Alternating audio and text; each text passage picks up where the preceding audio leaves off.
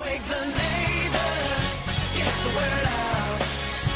Come on, crank out the music while the mountain is out. Okay, I've been having fisticuffs with the atheists. And I wanted to talk about this a little bit because I want to introduce you to something, is and ought. Is what is and ought what should be. The issue of morality within Christianity, I'm going to talk about atheistic morality. And you may think this is boring, but no, hear it out. I'm going to introduce you to a couple of concepts that I think you might want to know about, that we don't really think through properly. And that if you understand the concepts, you can really deal with atheists a lot better, and even yourself, with what morality really is.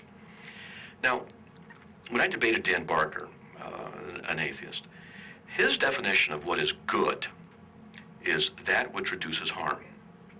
Good is that which reduces harm.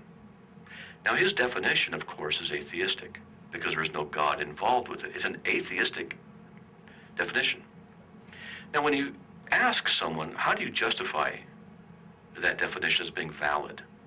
It's a serious question. How do you justify that definition as being valid? Is the justification for that definition to be valid based upon your opinion, based upon logic, based upon evolution, based upon societal norms? What is it that is the undergirding principles that makes that definition, good is what reduces harm, as being the viable and proper definition that we should go by? Now, here's the thing. Once you've established a moral norm, for example, good is what reduces harm, is there an ought that goes with it? Something that should be understood and go with it. Now, there's a thing called is, and there's a thing called ought. Now, if I were to ask you, so let's say the definition, good is what reduces harm in society, is a definition you want to go by. What is the ought that follows that definition? Is there a necessary action, an ought, that should follow that? Well, you would think, then, that what that means is, if good is what reduces harm, then we should reduce harm. That makes sense, right?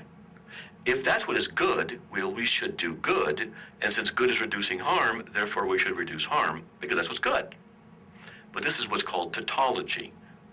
We define something in such a way that it fits, looks good, and we just run with it. What justifies that definition? What if I were to say something like, well, good is what makes most people happy? Is that a valid definition? What if I were to debate, and I was, and the debate topic was, is there reason to be good without God? And my opponent, Dan Barker, said good is what reduces harm. And I asked, what justifies you as saying that that definition is the standard by which we all should abide? Because you can't say something is good or bad if you don't have a way of judging what is good or bad. You have to have a standard. But you see, there's a problem. If the standard is based upon your preference, your opinion, well, why should we subject ourselves to your opinion? Why should you impose your opinion or your will upon others? No reason. What if you said, well, society as a majority says that they don't like harm, so therefore we shouldn't harm people? Well, wait a minute. If the society says that good is what reduces harm, then it would be good to do that, to reduce harm. Then if society said it is good to have slavery, would it be good? And the answer would be, yes, of course it would be good. Well, how do we know?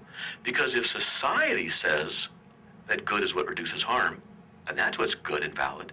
And therefore society said slavery is good, and we should use that. Well, then it would be good by definition. Because that's what it is.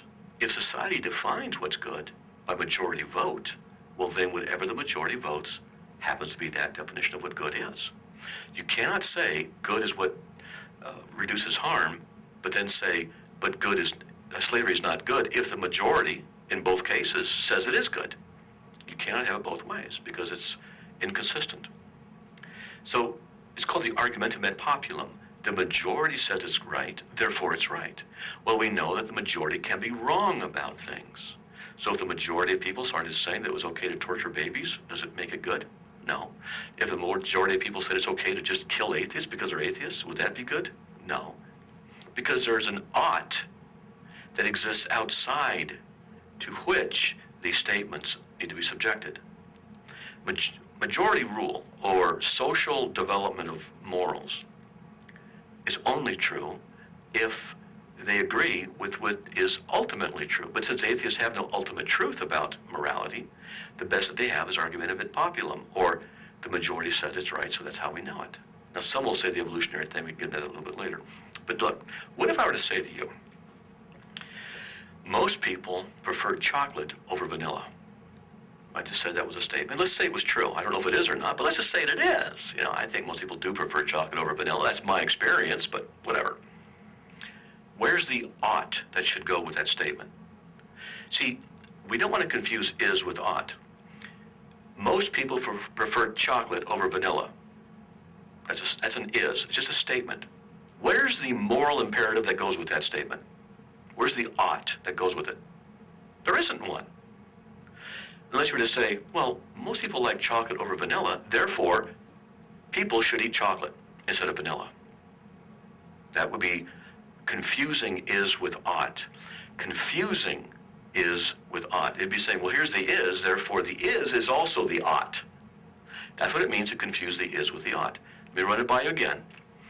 If most people say that they like chocolate instead of vanilla, that's the is, then does the ought necessarily derive out of it that they should then eat chocolate instead of vanilla? You say, well, of course not. Let's work with this definition of good and harm. If good is what reduces harm, then should we say then that the society as a whole should not harm people? Well, you say, yeah, that's true. But you see, here's the thing. It's the same statement, is and ought. It's just whatever the most people say is something is what the is, and then we derive an ought out of it. We're confusing is with ought. You can clearly see with chocolate and vanilla and the is and the ought. Most people should therefore eat chocolate. No, they shouldn't. It's the same problem. Most people don't like harm, so therefore we shouldn't harm people. It's the same problem. The is doesn't mean that there's an ought that follows. Yeah, it's a fact that most people don't like harm. So what? So? What about it? Are you saying there's a universal ought now? But you see, if there's a universal ought that implies that no one should be harmed, well then, where does the universal ought abide? Does it abide in the minds and the hearts of those who invented this idea? It can't be. It wouldn't be universal then. Is it the product of human brain chemistry? Well, that can't be the case, because human brains contradict each other. Bob may say, you know, harm is good, and Frank may say harm is bad. Well, they both would conclude this out of the brain chemistry, out of the neural wiring that their biological structures would produce. How do you judge which is right and which is wrong? Again, people are confusing is with ought. This is what atheists do all the time. They're not thinking through the issues. A lot of Christians do this as well.